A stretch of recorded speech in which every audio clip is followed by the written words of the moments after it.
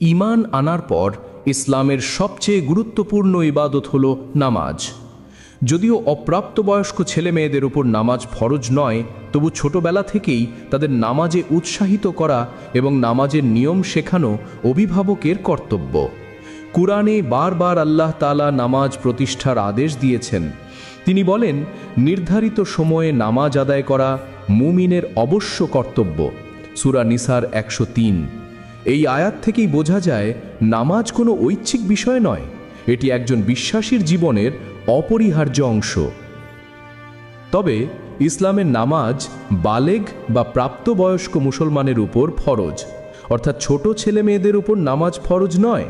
কিন্তু তার মানে এই নয় যে ছোটবেলা থেকেই নামাজের বিষয়ে তাদের শিক্ষা দেওয়া প্রয়োজন নয়, বরং ইসলাম অভিভাবকদের দায়িত্ব দিয়েছে যেন তারা তাদের সন্তানদের ছোট থেকেই নামাজ শেখায়, নামাজের প্রতি ভালোবাসা জাগায় এবং নিয়মিত নামাজের অভ্যাস গড়ে দেয়।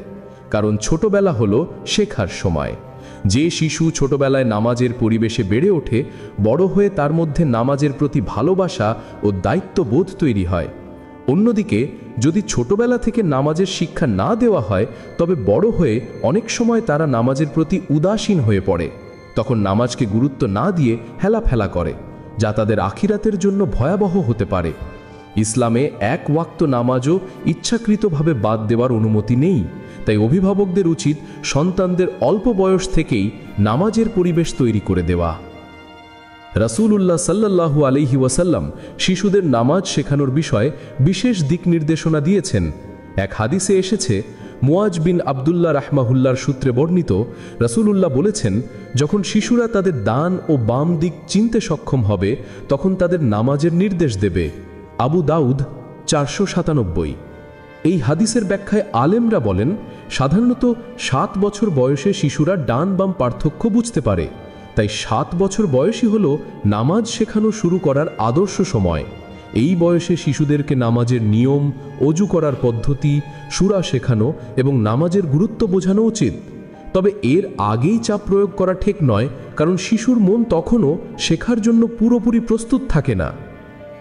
আরেকটি হাদিসে নবী করিম সাল্লাল্লাহু আলাইহি ওয়াসাল্লাম আরও স্পষ্ট নির্দেশ দিয়েছেন, তোমাদের সন্তানকে 7 বছর বয়সে নামাজের নির্দেশ দাও, আর যখন তাদের বয়স 10 বছরে পৌঁছাবে, তখন নামাজ না পড়লে তাদের শাসন করো এবং তাদের শয্যা পৃথক করে দাও। আবু দাউদ 595। এই হাদিস থেকে আমরা 3টি গুরুত্বপূর্ণ শিক্ষা পাই। 1. 7 বছর বয়স থেকে সন্তানকে নামাজ শেখানো শুরু করতে হবে। 2. 10 বছরে পৌঁছে গেলে নামাজের প্রতি কঠোরভাবে অভ্যস্ত করতে হবে। 3. তাদের শয্যা পৃথক করে দেওয়া মানে ব্যক্তিত্ব ও দায়িত্ববোধের শিক্ষা দেওয়া। অভিভাবকদের সবচেয়ে বড় দায়িত্ব হল সন্তানকে নামাজ শেখানোর পাশাপাশি নিজেরাও নিয়মিত নামাজি হওয়া, কারণ শিশুরা সবসময় বড়দের অনুকরণ করে। যদি বাবা মা নিজেরা নামাজে উদাসীন হয়, তবে সন্তানরা নামাজের গুরুত্ব বুঝবে না। এই জন্য প্রথমে অভিভাবকদের নিজেদের নামাজ ঠিক করতে হবে। কুরআনে এক ভয়াবহ সতর্কবার্তা এসেছে, জাহান্নামীদের জিজ্ঞেস করা হবে, তোমরা কেন সাকার নামক জাহান্নামে এলে? তারা বলবে, আমরা নামাজ পড়তাম না। সূরা মুদ্দাসসির 42-43। এই আয়াত আমাদের বুঝিয়ে দেয়, নামাজ না পড়া শুধু গাফিলতি নয়, বরং এটি পরকালের জন্য বড় শাস্তির কারণ হতে পারে। তাই নিজের মুক্তির জন্য যেমন নামাজ পড়া জরুরি, তেমনি সন্তানদেরকেও নামাজ শেখানো অত্যন্ত গুরুত্বপূর্ণ দায়িত্ব। ইসলাম শুধু ব্যক্তিগত ইবাদত নয়, এটি পারিবারিক ও সামাজিক দায়িত্বেরও শিক্ষা দেয়।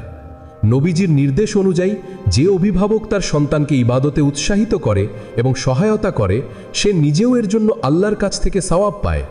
আলেম ইবনু তাইমিয়া রাহিমাহুল্লাহ বলেছেন, সন্তানকে নামাজে উৎসাহিত করা এবং ইবাদতের প্রশিক্ষণ দেওয়া অভিভাবকের জন্য এক ধরনের ইবাদত ও সওয়াবের কাজ।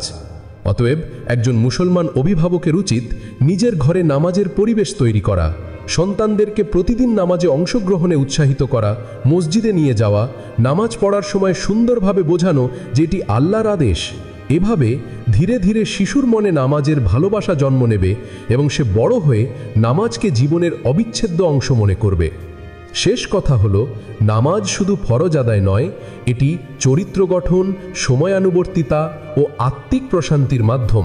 তাই অভিভাবকদের উচিত 7 বছর বয়স থেকে সন্তানকে নামাজ শেখানো শুরু করা, 10 বছর বয়সে নিয়মিত নামাজে অভ্যস্ত করা এবং নিজেরাও নামাজের দৃষ্টান্ত স্থাপন করা। এতে অভিভাবক ও সন্তান উভয়েই দুনিয়া ও আখিরাতে শান্তি ও সফলতা লাভ করবে ইনশাআল্লাহ।